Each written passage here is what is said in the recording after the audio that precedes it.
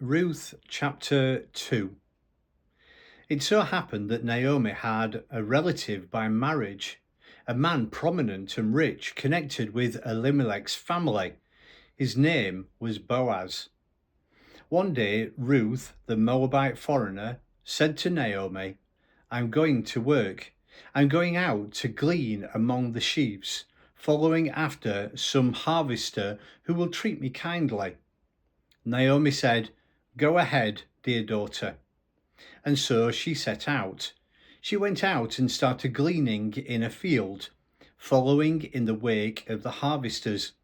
Eventually, she ended up in the part of a field owned by Boaz, her father-in-law, Elimelech's relative. A little later, Boaz came out from Bethlehem, greeting his harvesters. God be with you. They replied, and God bless you. Boaz asked his young servant, who was foreman over the farmhands, Who is this young woman? Where did she come from? The foreman said, Why, that's the Moabite girl, the one who came with Naomi from the country of Moab. She asked permission. Let me glean, she said, and gather among the sheaves following after your harvesters. She's been at it steady ever since, from early morning until now, without so much as a break.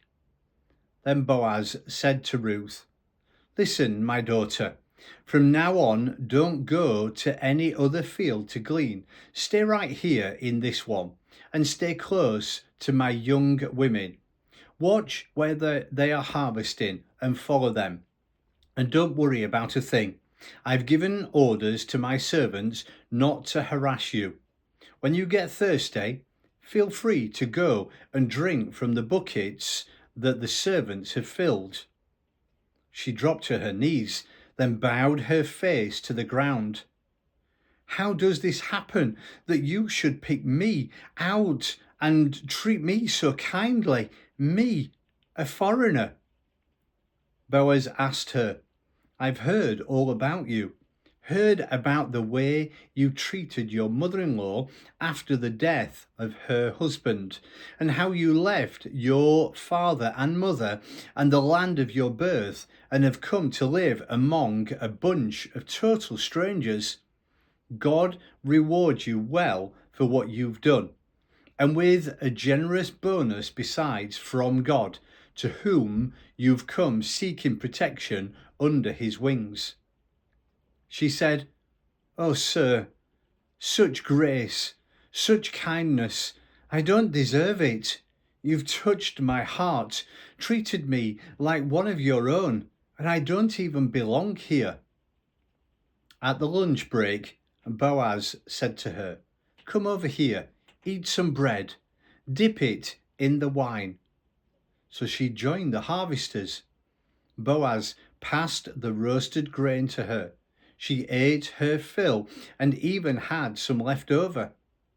When she got up to go back to work, Boaz ordered his servants, Let her glean where there's still plenty of grain on the ground. Make it easy for her.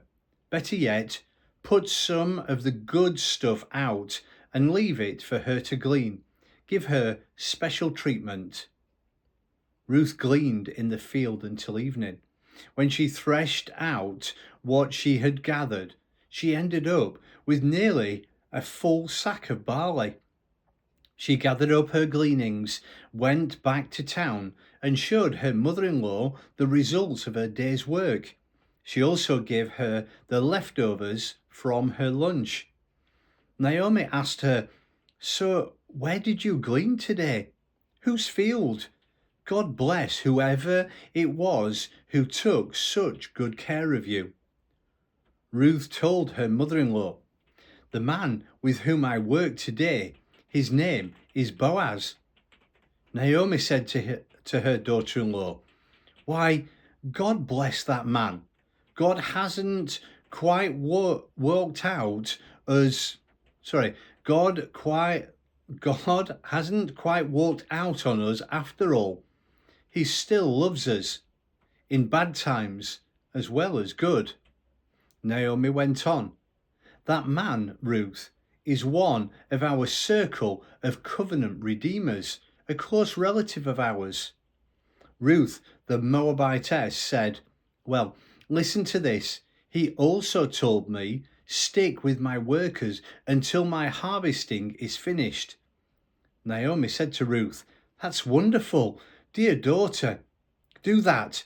You'll be safe in the company of his young women. No danger now of being raped in some stranger's field."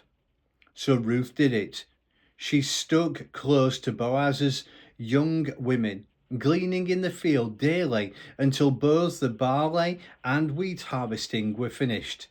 And she continued living with her mother-in-law.